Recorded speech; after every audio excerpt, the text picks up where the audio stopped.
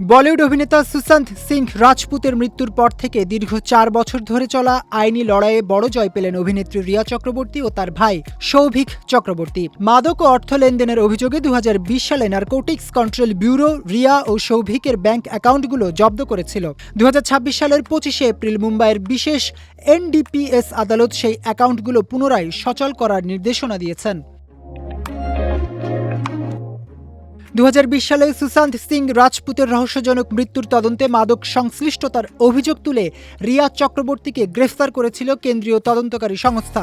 সেই তদন্তের অংশ হিসেবেই রিয়া ও তার ভাইয়ের যাবতীয় ব্যক্তিগত ও ব্যবসায়িক ব্যাংক অ্যাকাউন্ট বন্ধ করে দেওয়া হয়। দীর্ঘদিন ধরে এই আর্থিক অবরোধের বিরুদ্ধে লড়াই চালাচ্ছিলেন রিয়া। অবশেষে আদালতের রায়ে সেই আইনি জটিলতা কাটল।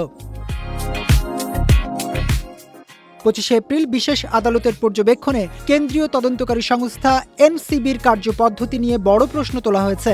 আদালত জানায়, অ্যাকাউন্টগুলো জব্দ করার ক্ষেত্রে এনসিবি যথাযথ আইনি প্রক্রিয়া অনুসরণ করতে ব্যর্থ হয়েছে। রিয়ার আইনজীবীরা যুক্তি দেখান যে ১৯৮৫ সালের এনডিপিএস আইনের ৬৮F ধারা অনুযায়ী কোনো সম্পত্তি বা অ্যাকাউন্ট বাজেয়াপ্ত করতে হলে নির্দিষ্ট নিয়ম মানা বাধ্যতামূলক। নিয়ম অনুযায়ী অ্যাকাউন্ট ফ্রিজ করার ৩০ দিনের মধ্যে সংশ্লিষ্ট ব্যাংক কর্তৃপক্ষের কাছ থেকে একটি আনুষ্ঠানিক অনুমোদন নেয়ার প্রয়োজন ছিল, যা রিয়া ও সৌভিকের ক্ষেত্রে এনসিবি সম্পন্ন করেনি।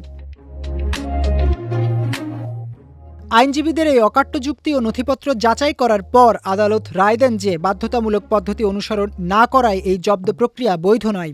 এরপর আদালত রিয়া ও সৌভিকের আবেদন মঞ্জুর করে অবিলম্বে তাদের অ্যাকাউন্টগুলো সচল করার নির্দেশ দিয়েছেন।